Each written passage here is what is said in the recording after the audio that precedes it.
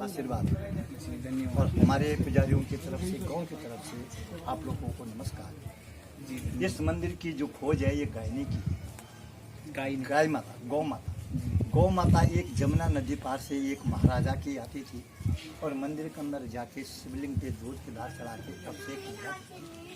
तो अंदर वाला जो शिवलिंग है वो सतयुग का है, जिसकी खोज गायनी की। यहाँ पे बगल में लाल रंग का शिवलिंग है और रेते बालू का बनाया है रामचंद्र जी। जब उनकी धर्म पत्नी जगत माता सीता को दुष्ट रावण ने पंचवटी से हरा के ले गया और श्रीलंका पहुंचाई है, तो रामचंद्र जी जब माता सीता के खोज में गए, किष्किंधा पर्वत पे पहुंचे तो नल और नील और बानरों की सेना से उनकी मित्रता हुई। तो वहाँ से उनकी मित्रता होके वो जो है सोहितबंद रामेश्वर में पहुंचे हैं और वहाँ पे शिवलिंग की स्थापना करी समुद्र के बीच में। या तो वो लाल रंग का शिवलिंग समुद्र के बीच में सोहितबंद रामेश्वर में मिलेगा, या तो लाखा मंडल के प्रांगण में, और पूरे भारत में, पूरे देश में कहीं वो शिवलिंग है। फिर वो बगल में हरे रंग का शिवलिंग है, वो द्वापर युग का है, कृष्ण जी के है। यहाँ पे 33 कोटि देवी देवता है, 33 करोड़ देवी देवता, 1.25 लाख शिवलिंग की यहाँ पे स्थापना है। 4 युग के यहाँ पे शिवलिंग है। मन की इच्छा पूरी होती है और जन्म जन्म के पाप सारे खंडित होते हैं और आप लोगों की यात्रा इस भोले बाबा के दरबार से सफल होती है। जिस बहन का, जिस माँ का, जिस बेटी का किसी का बच्चा नहीं होता है, किसी भाई का शादी हो जाती है, बच्चे नहीं होते हैं। यहाँ पे महाशिवरात्रि फरवरी में होती है। महाशिवरात्रि में यहाँ पे लोग बाग बर मांगने आते हैं और 60-70 साल माँ का भी बेटा हो। ये शक्ति तो आज भी है। आज भी यहाँ पे दूर दराज से लोग बाग बर मांगने आते हैं। एक रात में किसी ने तन मन धन से तपस्या कर ली, उनके गोद में, पल्ले में भोले बाबा बच्चा दे देता है, बेटा। यहाँ पे बेटे का वरदान।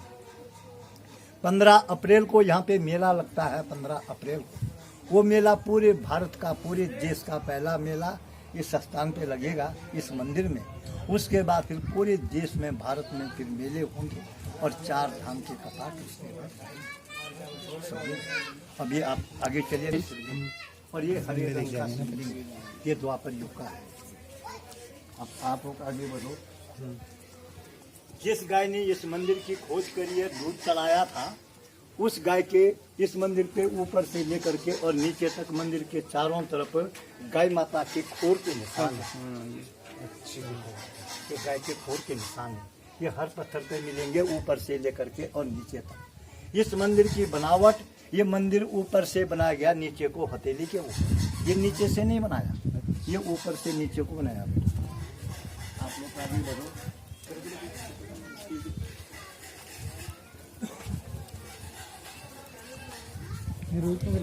को जलाने के लिए ला का महल बनाया था लक्ष्य ग्रह। वो ये जगह है, यहाँ पे चारों तरफ लाल ईंट है।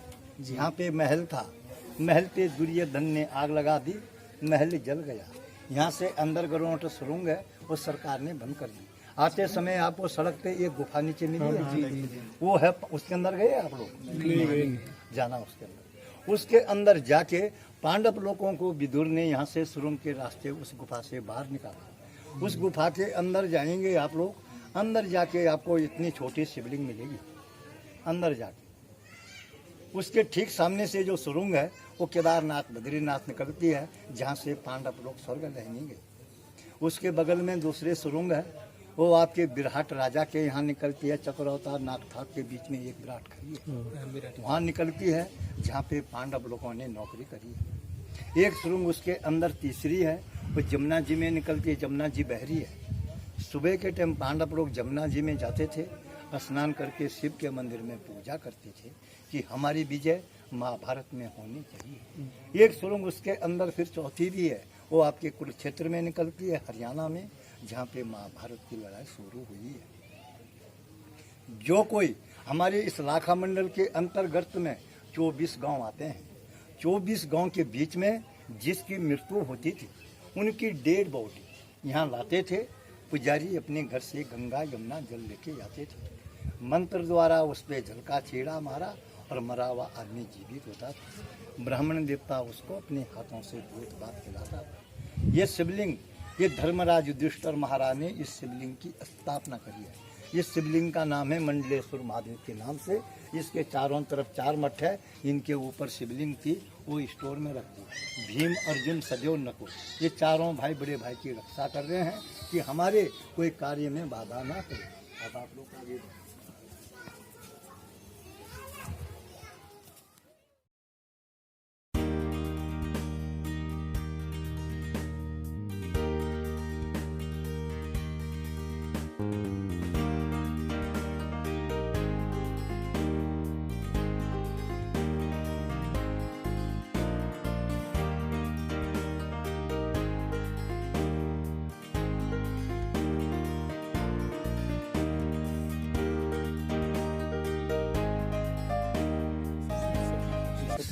धन्यवाद। सती माँ ने कहा अपने पति के लिए, किसके लिए?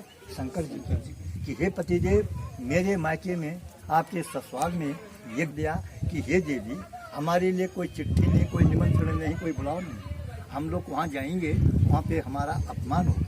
सती माँ ने अपने पति की बात नहीं मानी, उनकी आपस में लड़ाई झगड़ा हो गया। सती माँ अपने मायका गई, वहाँ जाके उसने अपने पिताजी को सभा के बीच में नमस्कार किया और दक्ष राजा ने अपनी बेटी का नमस्कार स्वीकार नहीं किया। उसको फिर अपने पति की याद आई कि मेरे पति ने सत्य वचन बोला था, वहाँ जाएंगे तो अपमान होगा। उसको क्रोध आया, हवन कुंड में कूद पड़ी भस्म। शंकर भगवान को पता लगा मेरी धर्म पत्नी भस्म हो चुकी है, उसको भी क्रोध आया। उसने अपने सिर से जटा उखाड़ी, पृथ्वी पे पटका और वीर और भद्र भगवान पैदा हुआ।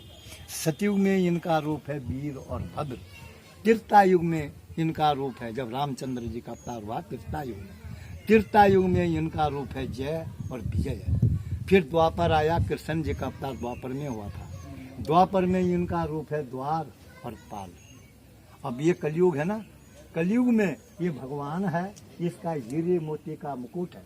ये राक्षस है, इसके खोपड़ी पे मसान का